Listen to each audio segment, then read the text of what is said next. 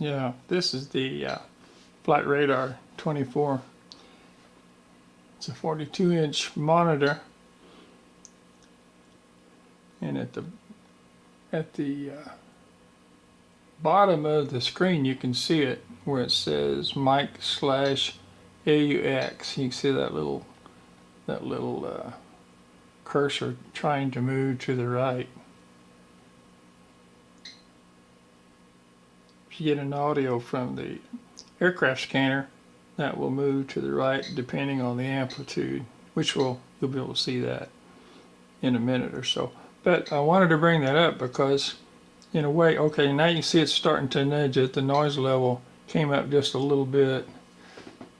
But I like to use this as an example of how your MADAR works and how the peak fuel value from the last 7 days determines what your threshold should be.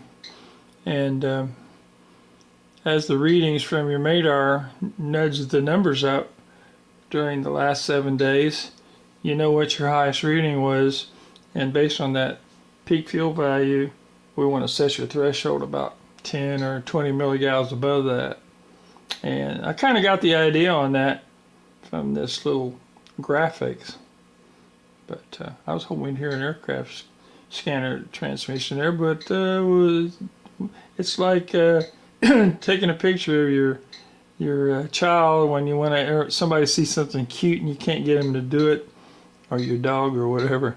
It just doesn't want to cooperate, but it will eventually here. This Flight Radar 24 display is mounted in the southwest corner of the room. And if we swing over to the right, this is the busy part. This is where the main computer is. This is where all my work is done, basically. And as I look up above that, you'll see what I call the heads up. 360 Delta 1349. There we go. We'll go 3342 Delta 1349. Good night. I've got heads up monitors set up so I can see everything from this position. For instance, if I use the heads up quad monitor up above, you can see on the camera one to the left, you can see the Accurite lightning alert module, and on the upper right is the standard compass, and I can watch that, look at that anytime I need to see if it's moving during an anomaly, or sometimes you get disturbances from the sun. You'll see that gyrate, coronal mass ejection. But what I really think is interesting is the camera 3 display. I'm gonna see if I can zoom in on that. Oops.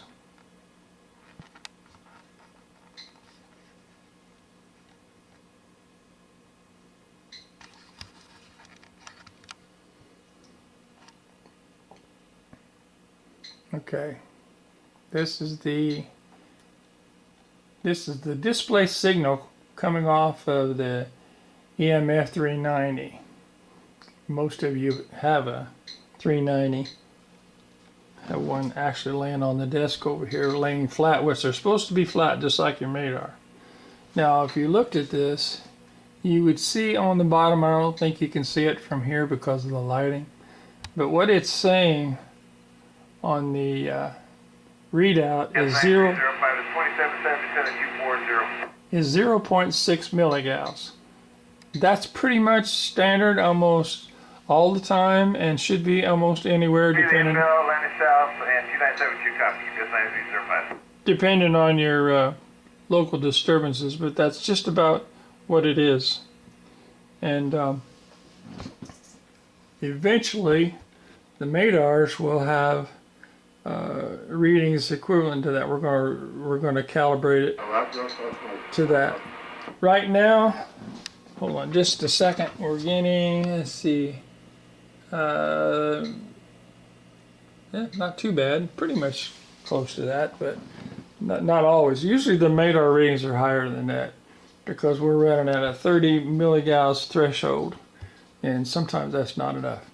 But anyway, you can see that on the top part of that graph, 0.5, 0.6. Now, the one below it is the most interesting, but it's something we don't deal with or worry about, and it's volts per meter. But it's interesting to see that you got a lot more showing there, but just not that important to us.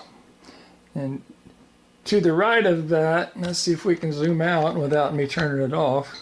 To the right of that is the Geiger counter reading coming off the GMC 300 across the room. Now most of you guys will have a GMC 500, which is better because most of you will have two of them, one for your MADAR and then one for your rapid deployment group. And when you take it out, it's also a dosimeter. So once you learn how to use it, it'll be taking readings while you're out there. But for inside use with the MADAR, a 300 or a 500 won't make any difference because all we're doing is feeding that into the, or will be feeding that into the MADAR, and it'll be showing up on the spreadsheet. And you can also send that signal to the company, and they'll record 24/7 as well. But this is still the west side of the wall over here on the right. You can see the Acrite weather station, which has all the basic stuff about the weather, wind speed, temperature, humidity. And we'll swing over here a little bit. We actually have 4 computers running. We have the Dell Mini computers that one of them runs the basic or the workhorse, and then we have another one that runs the Flight Radar 24, and we have an old HP that we use just to display the MADAR spreadsheet or the graphics from the map or whatever we want to do here. We can also, on this one, the one you're looking at now, we can also back out of that, and we have a sky program where you can see where the stars are and what planets are out there, where they're at, where the moon is located, and that sort of thing. But like I say, the heads up are pretty cool because all 3 of these heads up monitors run 24/7. So if you get up in the morning or get up in the middle of the night and you come in here, you can always see what's going on the radar. Most important though, you can tell if it's on. If something would happen and it would go offline, that screen would be blank and that would tell you need to do something. But basically, like I say, they run 24/7. And then at night, about 9 o'clock, I come down here and switch on this 42-inch monitor, make sure everything's right.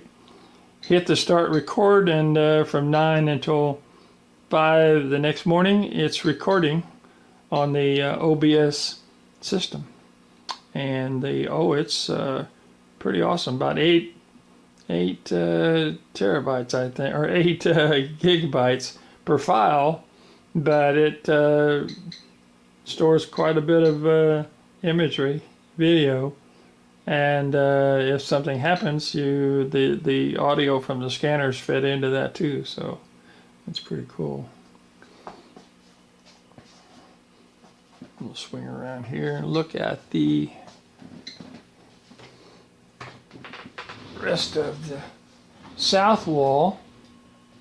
This wall has a lot of equipment on it. It's got the printers on the bottom, and Okay, sorry, turning silent for 1%.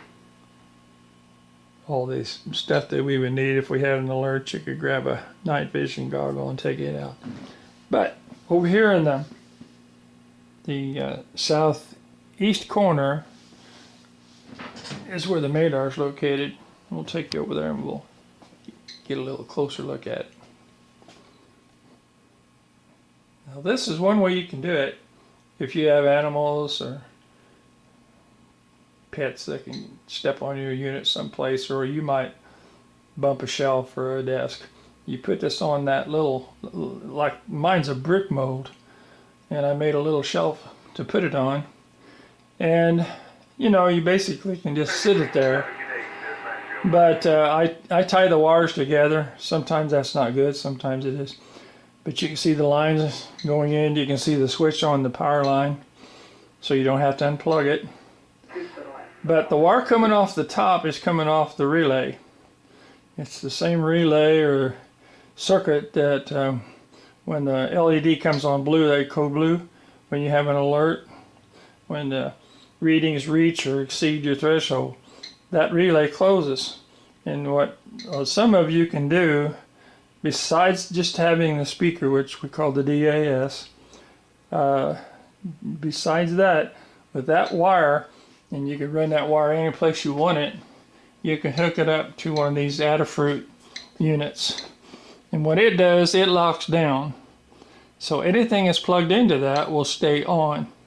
And in my case, what I've got going is I got a TX recorder and a few other things that are tied into it so that it'll record if I'm not here. So this is the radiation section. It has its own heads-up monitor, which only is used when we're doing maintenance or checking this, that, and the other. But the data on that monitor is coming off of a GMC 300, and that's pretty well for that. And then what you're hearing in the background is the ICO signal tracer, which is being used to amplify the signal coming off the V700 Geiger counter you see there.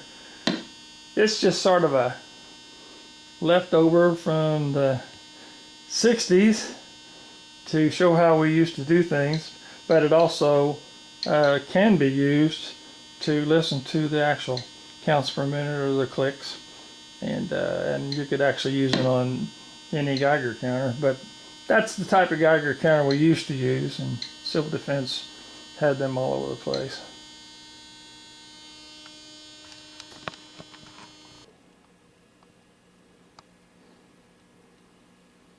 What you're seeing here is the Real Link quad display, and the image on the left is the west sky, and you can see the sun moving away from us, and the image on the right is the northern sky, and then to the bottom you can see the from the south you can see the sun also moving away towards the west, and on the bottom right you see a lot more purple, which is polarization, and you're looking east. It also looks like there's some kind of a artifact there. There's some kind of a spider web in front of the camera, it looks like. I haven't seen any changes in it, but anyway, that's 119er 55 United 1687. These Real Links are set on a timer. They can they kick on at 9 o'clock at night and run till 5 the next day. However, on the radar we have to do that manually. Have to hit the record button at 9 o'clock and turn it off at 5 in the morning.